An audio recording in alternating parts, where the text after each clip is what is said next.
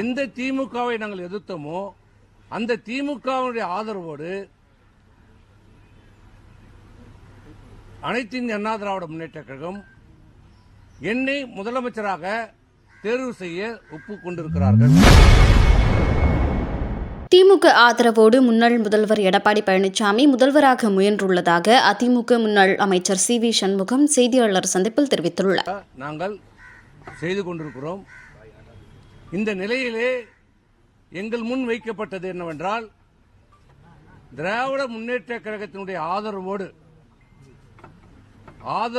நல்லா புரிஞ்சுக்குங்க, எந்த திமுகவை நாங்கள் எதிர்த்தோமோ அந்த திமுகவுடைய ஆதரவோடு அனைத்து இந்திய அண்ணா திராவிட முன்னேற்ற கழகம் என்னை முதலமைச்சராக தேர்வு செய்ய ஒப்புக்கொண்டிருக்கிறார்கள். அதற்கு நாம் ஒத்துக்கொள்ள வேண்டும் என்று சொன்னபோது பெரும்பான்மையான சட்டமன்ற உறுப்பினர்கள், இன்னும் சொன்னால் அனைத்து சட்டமன்ற உறுப்பினர்களும் அந்த முன்மொழிவுக்கு யாரும் சம்மதிக்கவில்லை, ஏற்றுக்கொள்ளவில்லை. இன்னும் சொன்னால் பேரதிர்ச்சிக்குள்ளானோம். எப்படி இதையெல்லாம் இப்படி ஒரு திட்டத்தை எப்படி சொல்கிறார், எப்படி மனம் உருகிறது, எப்படி எந்த எண்ணத்தில் இதை சொல்றார்?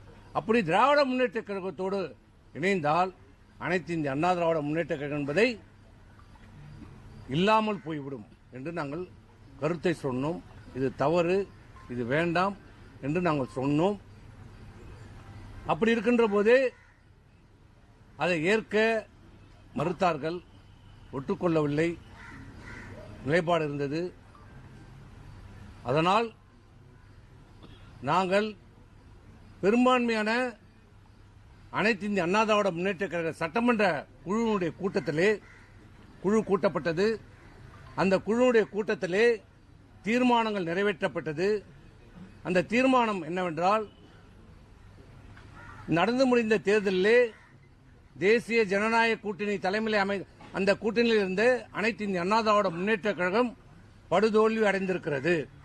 அதை நாங்கள் ஏற்றுக்கொள்கிறோம். அனைத்து இந்திய அண்ணா திராவிட முன்னேற்ற கழகம் இனி எந்த கூட்டணியிலும் இல்லை.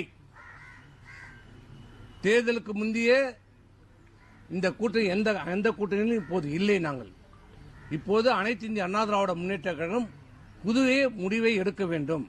இந்த கட்சி காப்பாற்றப்பட வேண்டும், புத்துயிர் கொடுக்கப்பட வேண்டும், மீண்டும் அம்மாவுடைய ஆட்சி அமைய வேண்டும், புதிதாக நாம் கூட்டணி அமைக்க வேண்டும் என்ற நிலைப்பாடை எடுத்தோம். அதன்படி தீர்மானத்தின்படி மக்கள் தீர்ப்பை ஏற்று இன்றைக்கு வெற்றி பெற்றிருக்கிற முதலமைச்சராக தமிழக வெற்றி கழகத்தினுடைய தலைவரை, அந்த ஆட்சியை ஆதரிப்பது என்று அனைத்து இந்திய அண்ணா திராவிட முன்னேற்ற கழகம் சட்டமன்றத்தினுடைய கூட்டத்திலே தீர்மானம் நிறைவேற்றப்பட்டு முடிவெடுக்கப்பட்டது.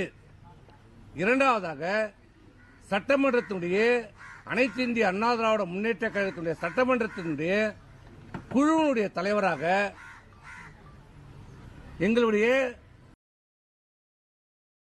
செய்திகளை உள்ளது உள்ளபடி தெரிந்து கொள்ள ரெஃப்ளெக்ட் நியூஸை சப்ஸ்கிரைப் பண்ணுங்க.